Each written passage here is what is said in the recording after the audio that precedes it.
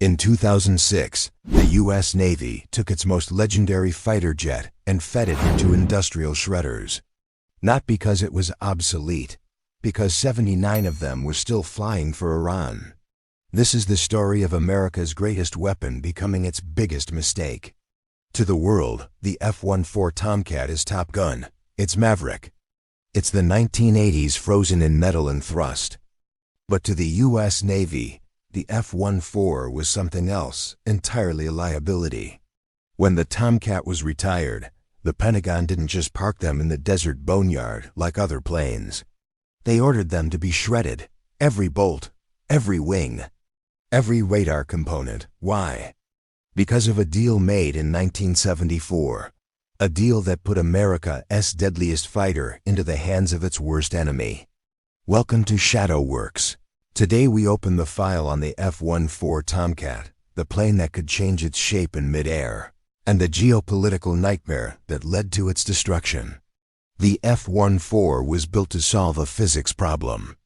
To take off from an aircraft carrier, you need long straight wings to generate lift at low speeds.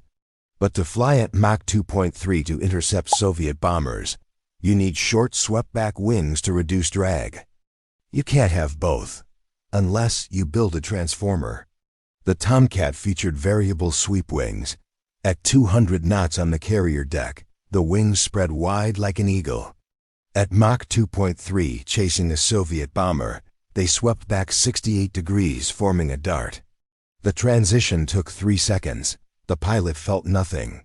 The plane just transformed. This was made possible by a massive titanium box beam, the strongest single piece of titanium ever manufactured at the time. It weighed 900 pounds and cost $250,000 to machine. The onboard computer analyzed speed and altitude and adjusted the wings automatically. The pilot didn't have to think. He just pushed the throttle, and the plane changed its shape to slice through the air. But the wings were just the delivery system. The real weapon was the radar. The F-14 was built to protect the fleet from Soviet cruise missiles. It carried the WG-9 radar, which was so powerful it could track 24 targets simultaneously from 100 miles away. In the 1970s, that was science fiction. And it carried the IM-54 Phoenix missile. This missile was a monster. It cost $500,000 each. That's $2.5 million in today's money.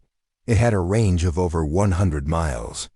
The F-14 could launch 6 of them at once, destroying 6 different targets before the enemy even knew they were in a fight. It was the ultimate sniper, and it made every Soviet admiral terrified of American carrier groups. And then, in 1974, the U.S. decided to sell it. Nixon had just resigned. The oil crisis was choking America.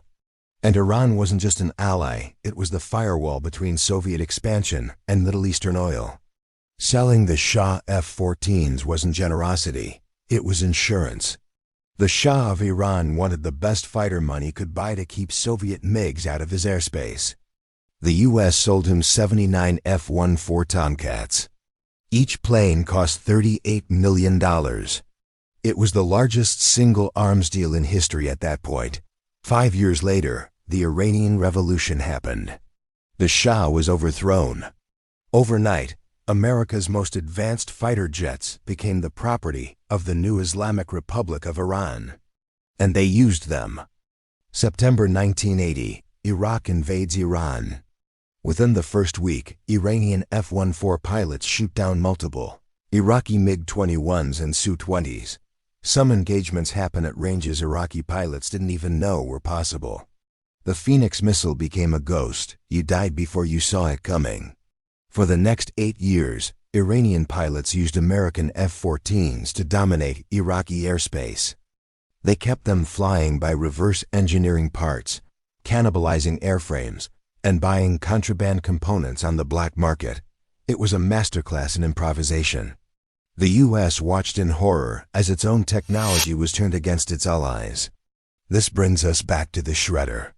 When the U.S. Navy retired the Tomcat in 2006, they were terrified that spare parts would leak to Iran. The order was explicit: demilitarized to the point where it can never be restored to flying condition. They didn't just remove the engines, they crushed cockpits. They cut wings into pieces no larger than 18 inches. They pulverized radar components. One F-14 pilot watched his old bird get fed into the shredder and said, "It felt like watching a public execution." The Pentagon even tracked down museums and private collectors who had bought decommissioned Tomcats. They forced them to destroy critical components or return them for shredding. It was unprecedented, and it was necessary. Today, Iran claims it still has 40 flyable F-14s. U.S. intelligence says it's closer to 20. Either way, they're 50-year-old planes held together with contraband parts and engineering brilliance, but they still work. And that's the problem.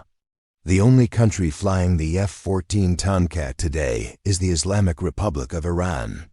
The plane that was built to defend American carriers is now the frontline fighter of America's adversary. The F-14 Tomcat protected American carriers for 33 years. It never lost a dogfight. It became a cultural icon. And then America destroyed its own fleet to keep the parts away from the enemy it created.